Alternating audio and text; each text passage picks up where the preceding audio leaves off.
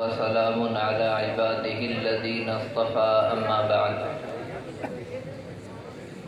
أعوذ بالله من الشيطان الرجيم بسم الله الرحمن الرحيم وأعدوا لهم ما استطعتم من قوة وقال النبي صلى الله عليه وسلم أدبوا أولادكم بثلاث خصال حب النبي وحب أهل بيته وقراءة القرآن أو كما قال عليه الصلاة والسلام۔ اسٹیج پہ تشریف فرما معزز علماء کرام اور حاضرین جلسہ، مجھے دو باتیں کرنی ہیں۔ ایک بات ان میں سے یہ ہے کہ مسلم قوم بجائے ترقی کرنے کے تنزلی کی طرف جا رہی ہے، اور اس میں جتنا حکومتوں کا پیچھے کرنے میں ہاتھ ہے، اس سے کہیں زیادہ ہمارے ماں باپ اور ہمارے سماج اور ہمارے معاشرے کا بھی ہاتھ ہے۔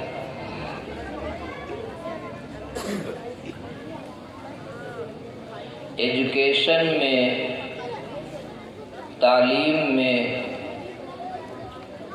مسلمانوں کے بچے نہایت درجہ پیچھے ہیں۔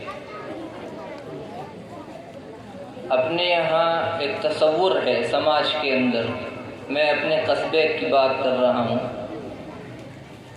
کہ بچہ جب کھڈی کے اندر پیر ڈال دیتا ہے اور دری بننے لگتا ہے تو والدین کہتے ہیں بچہ اپنے پیروں پہ کھڑا ہو گیا، یعنی سوچ اتنی محدود ہو گئی۔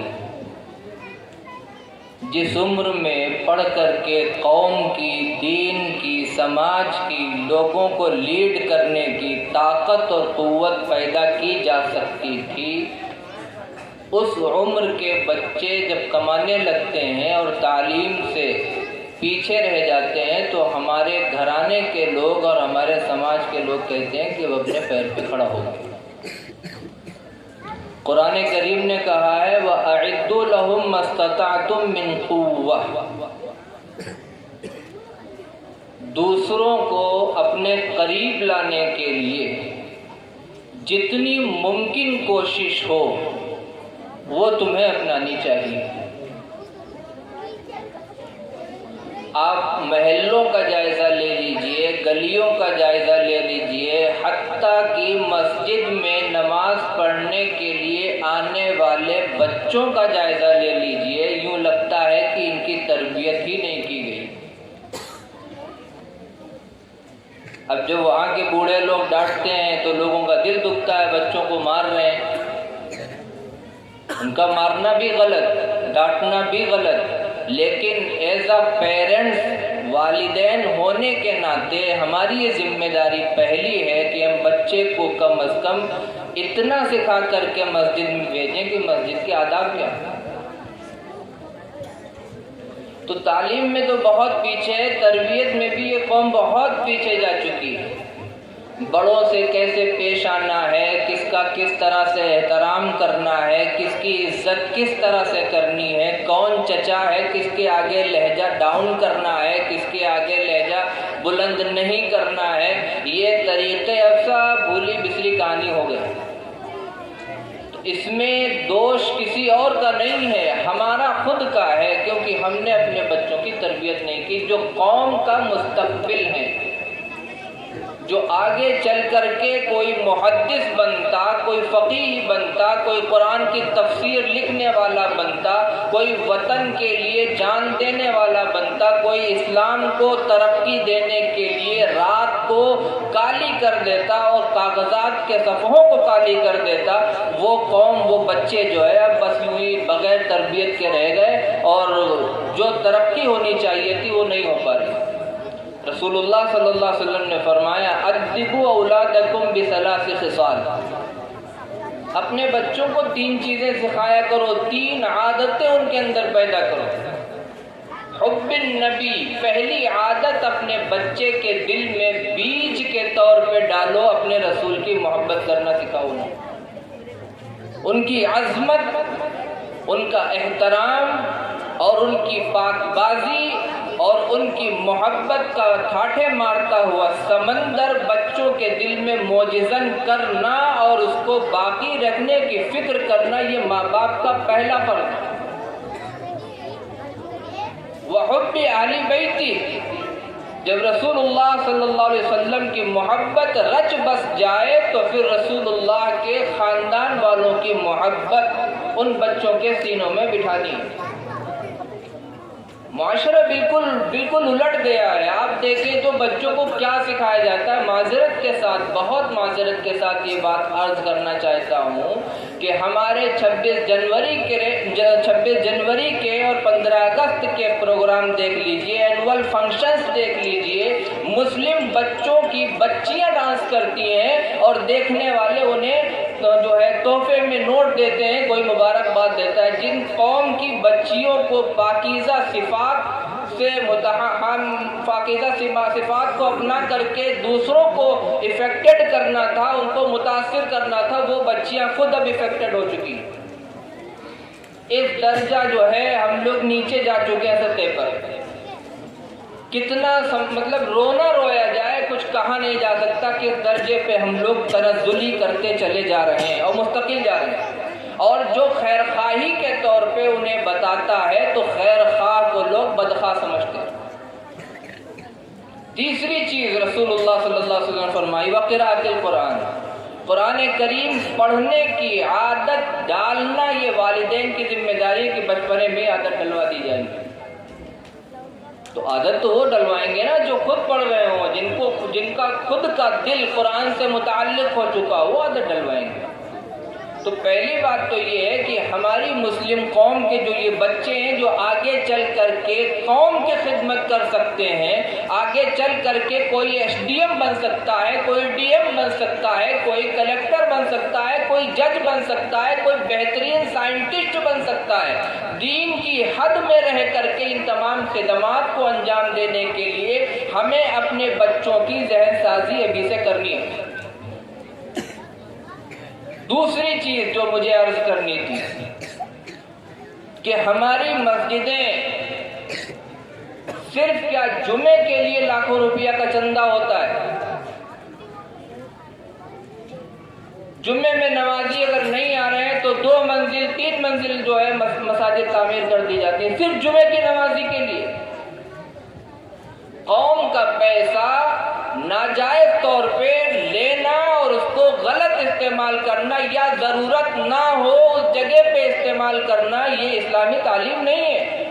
اس قوم کے پیسے سے ایک اچھی یونیورسٹی قائم کی جا سکتی ہے، اس قوم کے پیسے سے ایک باحجابانہ طور پہ پڑھانے کے لیے بچیوں کے لیے ایک اچھا اسکول قائم کیا جا سکتا ہے۔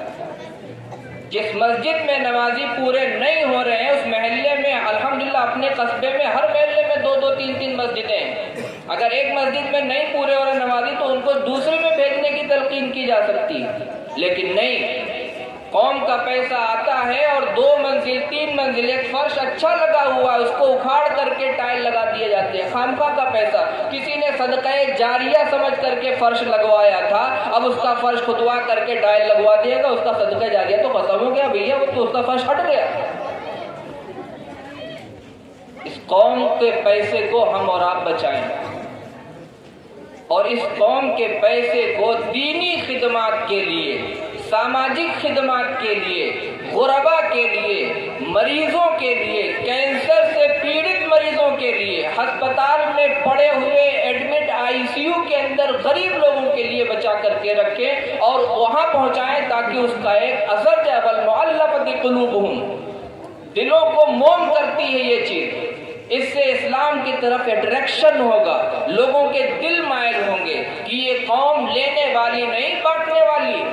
مسئلہ تو یہ ہو گیا کہ ہم اب لینے والے بن گئے، ہم تو بانٹنے کے لیے آئے تھے بھائی۔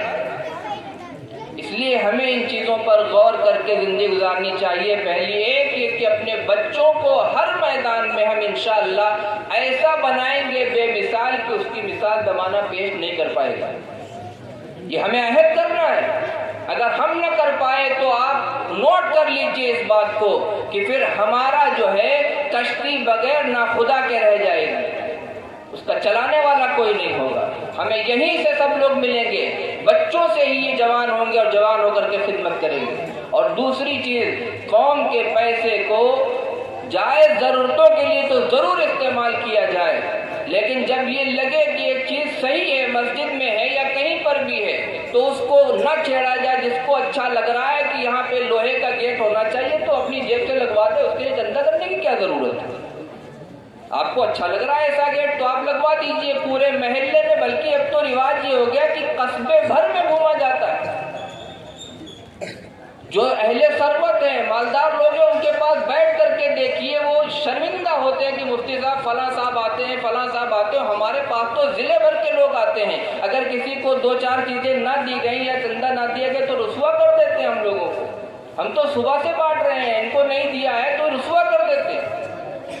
جی حضوری میں حضرت تھانوی رحمۃ اللہ علیہ اس معاملے میں بہت زیادہ سخت تھے کہ ذرہ برابر بھی ناخوشی کے ساتھ 1 روپیہ تک قبول نہیں کرتے۔ ایک شخص پانی پت کے تھے، حضرت تھانوی رحمۃ اللہ علیہ کے یہاں 1500 روپیہ کا ہدیہ لے کر کے آئے۔ حضرت کو کھٹک پیدا ہو گئی اور پوچھا کہ تمہارے پانی پت میں مدرسہ نہیں ہے کیا؟ وہاں تو مدرسے چلتے ہیں، تم یہاں لے کر کے کیوں آئے؟ وجہ بتاؤ۔ اس زمانے کے 1500 بہت ہوئے تو اس نے کہا حضرت 500 آپ کو دینا چاہتا تھا اور 1000 روپے مدرسہ امداد العلوم میں۔ حضرت نے کہا نیت بتاؤ، تمہاری یہ نیت تھی کہ 500 دوں گا تو اشرف علی خوش ہو جائے گا؟ کہا جی یہی نیت تھی۔ حضرت نے فرمایا، برجستہ فرمایا کہ اپنا یہ 1500 واپس لے جاؤ، تم نے شرک کیا، اللہ کے ساتھ خوشی چاہنی تھی، تم نے اس میں میری رضامندی پیش نظر رکھی، شرک واپس لے جاؤ۔ واپس کر دیا، ملفوظات کے اندر یہ واقعہ لکھا ہوا ہے، واپس کر دیا۔ رات بھر وہ وہیں قیام کیا، انہوں نے روئے دھوئے، معافی تلہ ہوئی۔ اس کے بعد صبح کر کے پاک بازی سے کہا کہ حضرت اب للہ دیتا ہوں، میرا پیسہ قبول کرو۔ اس درجے کے ہمارے اکابر تھے، اس درجے کے ہمارے اساتذہ تھے جو واقعی اکابر کہلانے کے لائق تھے۔ چھوٹا منہ بڑی بات ہے کہ واقعی یہ لوگ تلاش کرنے سے ایسے نہیں ملتے ہیں۔ اس لیے قوم کے پیسوں کو بچا کر کے قوم کے لیے اچھی جگہ انویسٹ کرنا اور اچھی جگہ ان کو اسپینڈ کرنا، خرچ کرنا اور لگانا، یہ ہمارا جو ہے ہماری بہت بڑی ذمہ داری ہے۔ اس کو سمجھیں ہم لوگ اور اس کو سمجھ کر کے ایک ایجنڈے کے طور پہ کام کریں تاکہ ہماری نسل نو اس پیغام کو لے کر کے آگے بڑھے جو تاریکیوں میں ہے، جو علم کی روشنی میں ابھی تک نہیں آئے ہیں، ان کو علم کی روشنی میسر آ جائے۔ اللہ تعالیٰ کہنے سننے کے مطابق عمل کی توفیق عطا فرمائے۔